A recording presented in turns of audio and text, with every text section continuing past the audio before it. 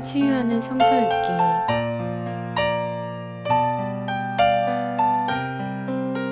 오늘은 민수기 33장에서 36장입니다.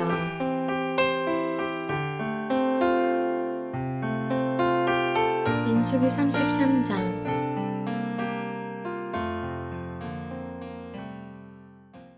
이스라엘 자손이 모세와 아론의 지휘를 받아 부대를 편성하여 이집트에서 나와서 행군한 경로는 다음과 같다. 모세는 주님의 명령에 따라 머물렀다가 떠난 출발지를 기록하였다. 머물렀다가 떠난 출발지는 다음과 같다.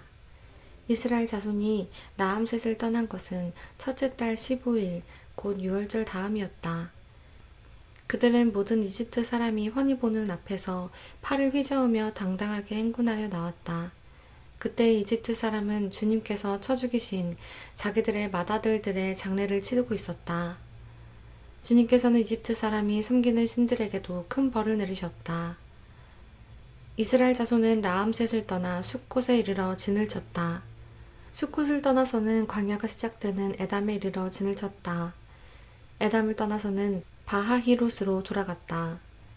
바알스본의 동쪽으로 가서 믹돌 부근에 이르러 진을 쳤다. 비하히롯을 떠나서는 바다 한가운데를 지나 광야로 빠졌다. 에담 광야에서는 사흘길을 들어가서 마라에 이르러 진을 쳤다. 마라를 떠나서는 엘림으로 갔다. 거기에는 샘이 12곳이나 있고 종려나무가 70그루나 있어서 거기에 진을 쳤다. 엘림을 떠나서는 홍해 부근에 이르러 진을 쳤다. 홍해 부근을 떠나서는 신광야에 이르러 진을 쳤다. 신광야를 떠나서는 돕가에 이르러 진을 쳤다. 돕가를 떠나서는 알루스에 이르러 진을 쳤다. 알루스를 떠나서는 르비딤에 이르러 진을 쳤다. 그러나 거기에는 백성이 마실 물이 없었다. 르비딤을 떠나서는 신의 광야에 이르러 진을 쳤다. 신의 광야를 떠나서는 기브롯 핫다하와에 이르러 진을 쳤다. 기브롯 핫다하와를 떠나서는 하세롯에 이르러 진을 쳤다. 하세롯을 떠나서는 림마에 이르러 진을 쳤다. 림마를 떠나서는 림몬 베레스에 이르러 진을 쳤다. 림몬 베레스를 떠나서는 림나에 이르러 진을 쳤다. 림나를 떠나서는 리사에 이르러 진을 쳤다. 리사를 떠나서는 그 헬라다에 이르러 진을 쳤다. 그 헬라다를 떠나서는 세벨산에 이르러 진을 쳤다. 세벨산을 떠나서는 하라다에 이르러 진을 쳤다. 하라다를 떠나서는 마켈롯에 이르러 진을 쳤다. 마켈롯을 떠나서는 다핫에 이르러 진을 쳤다. 다핫을 떠나서는 데라에 이르러 진을 쳤다. 데라를 떠나서는 미가에 이르러 진을 쳤다. 미가를 떠나서는 하스모나에 이르러 진을 쳤다. 하스모나를 떠나서는 모세롯에 이르러 진을 쳤다. 모세롯을 떠나서는 브네 야가간에 이르러 진을 쳤다. 브네 야가간을 떠나서는 호라 기까지에 이르러 진을 쳤다. 호라 기까을 떠나서는 욤바다에 이르러 진을 쳤다. 욤바다를 떠나서는 아브로나에 이르러 진을 쳤다. 아브로나를 떠나서는 에시온 게벨에 이르러 진을 쳤다. 에시온 게벨을 떠나서는 신광야에 가데스에 이르러 진을 쳤다. 가데스를 떠나서는 에돔 땅 국경 호르산에 이르러 진을 쳤다. 제사장 아론이 주님의 명을 따라 호르산으로 올라가 죽으니 그때에는 이스라엘 자손이 이집트 땅에서 나온 지 40년 되던 해 다섯째 달 그 달 초하루였다. 아론이 호르산에서 죽을 때의 나이는 123세이다. 가나안 사람으로서 가나안 땅 네겝 지방에서 살고 있던 아라세 왕은 이스라엘 자손이 온다는 소문을 들었다. 이스라엘 자손은 호르산을 떠나서는 살모나에 이르러 진을 쳤다. 살모나를 떠나서는 분온에 이르러 진을 쳤다. 분온을 떠나서는 오봇에 이르러 진을 쳤다. 오봇을 떠나서는 모압 국경지대에 이에 아바림에 이르러 진을 쳤다. 그 페아를 떠나서는 기분갓에 이르러 진을 쳤다. 디분갓을 떠나서는 알몬디블라다임에 이르러 진을 쳤다. 알몬디블라다임을 떠나서는 느보 앞 아바림산에 이르러 진을 쳤다. 아바림산을 떠나서는 여리고 부근 요단 강가 모압 평화에 이르러 진을 쳤다. 요단 강가를 따라서 모압 평화에 친 진은 벳 여시못에서부터 아벨 시띠메까지 이르렀다. 여리고 건너편 요단 강가 모압 평화에서 주님께서 모세에게 말씀하셨다. 너는 이스라엘 자손에게 말하여라. 그들에게 다음과 같이 일러라. 너희가 요단강을 건너 가나안 땅에 들어가거든 너희는 직접 그 땅 주민을 다 쫓아내어라. 새겨 만든 우상과 부어 만든 우상을 다 깨뜨려 버리고 산당들도 다 헐어버려라. 내가 그 땅을 너희의 소유로 준 것이니 너희는 그 땅을 차지하고 거기에서 정착하여라. 땅은 주사위를 던져 가족별로 나누어 가지도록 하여라. 큰 쪽에는 큰 땅덩어리를 유산으로 주고 작은 쪽에는 작은 땅덩어리를 유산으로 주어라. 주사위를 던져 나오는 대로 각자 자기 것으로 삼도록 하여라. 땅을 나눌 때에는 같은 조상을 둔 지파들끼리 나누어 가지도록 하여라.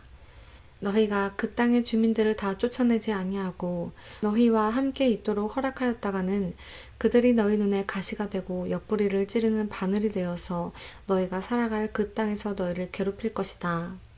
그뿐만 아니라 나는 그들에게 하기로 계획한 것을 그대로 너희에게 하겠다. 34장 주님께서 모세에게 말씀하셨다. 이스라엘 자손에게 명하여라. 그들에게 다음과 같이 말하여라. 너희는 이제 곧 가나안 땅에 들어가게 된다. 이 땅은 너희가 유산으로 받을 땅인데 다음과 같이 사방 경계를 정한 가나안 땅 전체를 일컫는다. 너희 영토의 남쪽은 에돔의 경계선과 맞닿는 신광야에서부터 시작된다. 그러므로 너희 영토의 남쪽 경계는 동쪽의 사해 끝에서부터 시작된다. 너희의 경계선은 아그라빔 비탈 남쪽을 돌아 신을 지나 가데스바네아 남쪽 끝까지 갔다가 또 하살 아달로 빠져 아스몬까지 이른다. 경계선은 더 연장되어 아스몬에서부터 이집트 국경지대의 강을 따라 지중해가 시작되는 곳까지 이른다. 서쪽 경계는 지중해와 그 해안선이다. 그것이 너희의 서쪽 경계가 될 것이다. 너희의 북쪽 경계는 다음과 같다. 지중해에서부터 호르산까지 너희는 경계선을 그어라. 또 호르산에서부터 하맛 어기로 경계선을 그어 스다 끝까지 이르면 경계선은 거기에서 다시 시보론을 거쳐서 하사리난 끝까지 이른다. 이것이 너희 영토의 북쪽 경계이다. 너희의 영토의 동쪽 경계를 하사레난에서부터 스밤까지 그어라.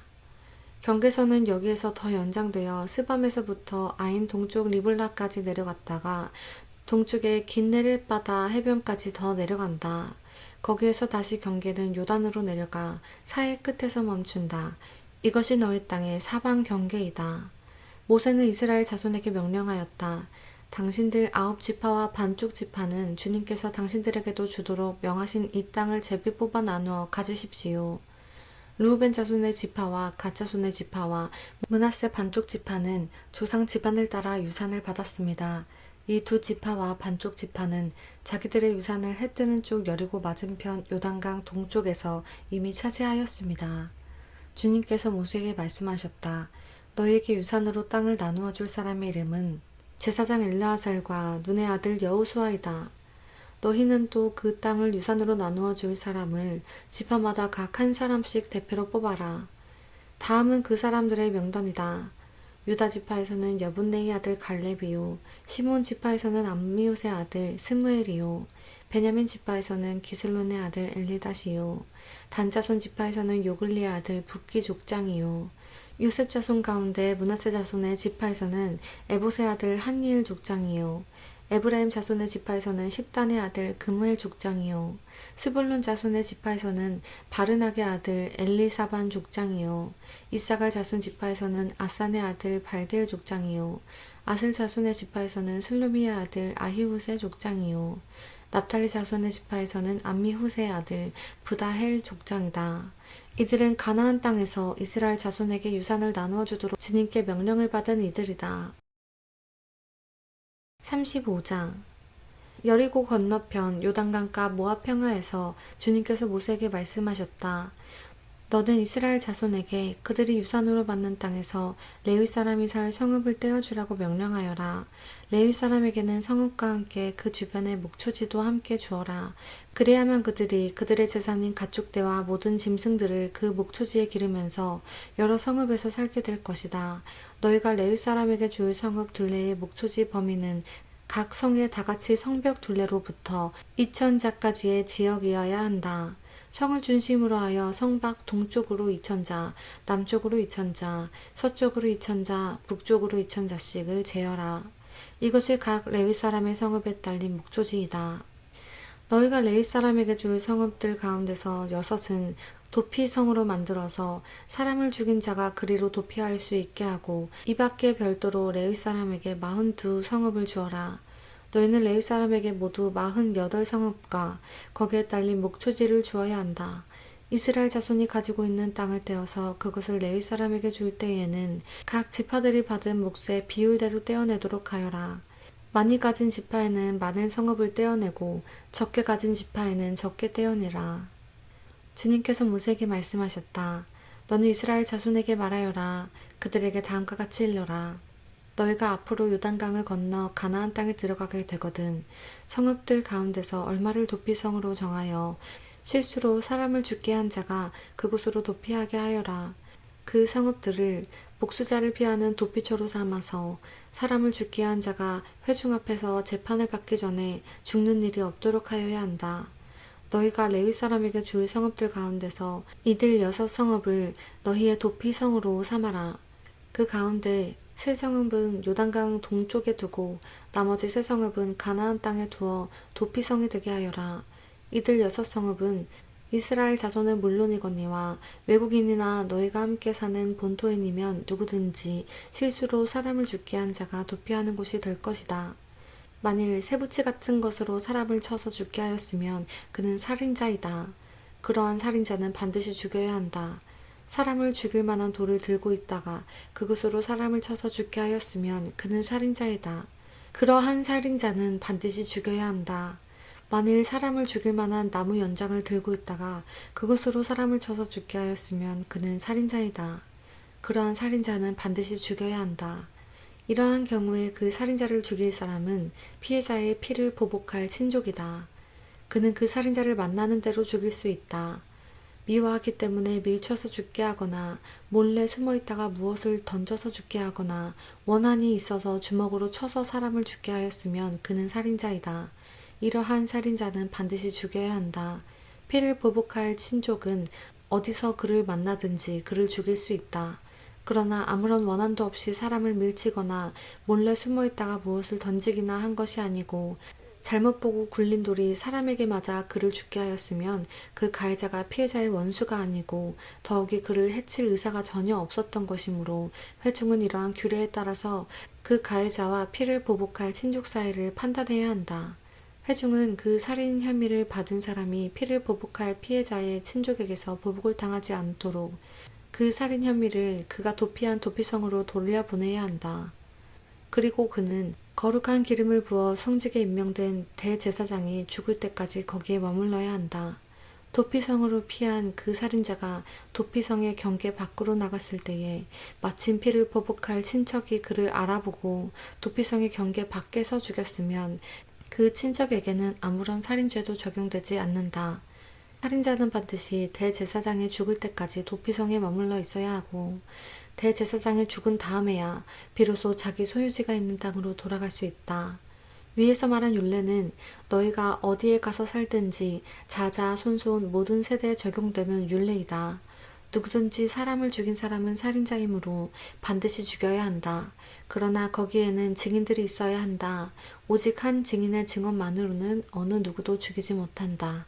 살인죄를 지었을 때에는 살인범에게서 속전을 받고 목숨을 살려주어서는 안 된다. 그는 반드시 죽여야 한다. 대제사장이 죽기 전에는 도피성으로 피한 사람에게 속전을 받고 그를 제 땅으로 돌려보내어 살게 해서는 안 된다. 너희가 사는 땅을 더럽히지 말아라. 피가 땅에 떨어지면 땅이 더러워진다. 피가 떨어진 땅은 피를 흘리게 한 그 살인자의 피가 아니고서는 깨끗하게 되지 않는다. 너희가 사는 땅, 곧 내가 머물러 있는 이 땅을 더럽히지 말아라. 나 주가 이스라엘 자손과 더불어 함께 머물고 있다. 36장 요셉 자손 가문 가운데 므낫세의 손자이자 마길의 아들인 길르앗 자손 가문이 있는데 바로 길르앗 자손에 속한 각 가문의 우두머리들이 나서서 모세와 이스라엘 자손의 지도자들인 각 가문의 우두머리 앞에 나와서 이렇게 말하였다. 이 땅을 제비 뽑아 이스라엘 자손에게 분배하여 유산을 삼게 하라고 주님께서 어른께 명령하셨을 때에 주님께서는 어른께 우리의 친족 슬로보앗의 토지 유산을 그의 딸들에게 주라고 명령하셨습니다. 그러나 그 딸들이 이스라엘 자손의 다른 지파 남자들과 결혼할 때에는 그 딸들이 받은 유산은 우리 조상 대대로 물려온 유산에서 떨어져 나가 그 딸들이 시집간 그 지파의 유산이 될 것입니다. 그렇게 된다면 우리는 지파의 몫으로 분배된 유산의 일부를 우리는 잃고 맙니다. 이스라엘 자손이 누리는 희년이 되어도 그 딸들이 물려받은 유산은 그 딸들의 시집 지파의 유산에 합쳐질 것이므로 결국 우리는 조상 대대로 물려받은 지파 유산에서 그만큼의 유산을 잃는 것입니다. 주님의 명을 받들어 모세가 이스라엘 자손에게 명령하였다. 요셉 자손 지파의 말이 옳소. 주님께서는 슬로보아 딸들의 경우를 두고 이렇게 명하셨소. 그 딸들은 자기들의 마음에 드는 남자가 있으면 누구하고든지 결혼할 수는 있소. 그러나 그들이 속한 조상 지파의 가족에게만 시집 갈 수 있소. 이스라엘 자손의 지파 유산이 이 지파에서 저 지파로 옮겨지는 일이 없어야 이스라엘 자손이 제각기 자기 조상으로부터 물려받은 지파의 유산을 그대로 간직할 수 있을 것이요. 이스라엘 자손의 지파 가운데서 유산을 받은 딸들은 누구나 자기 조상 지파의 가족에게로 시집가야 하오. 그래야만 이스라엘 자손이 지파마다 조상으로부터 물려받은 유산을 간직할 수 있을 것이요. 지파의 유산이 한 지파에서 다른 지파로 옮겨지는 일이 없어야 이스라엘 자손 각 지파가 제각기 물려받은 유산을 그대로 간직할 수 있을 것이요. 그리하여 슬로보앗의 딸들은 주님께서 모세에게 명하신 대로 하였다.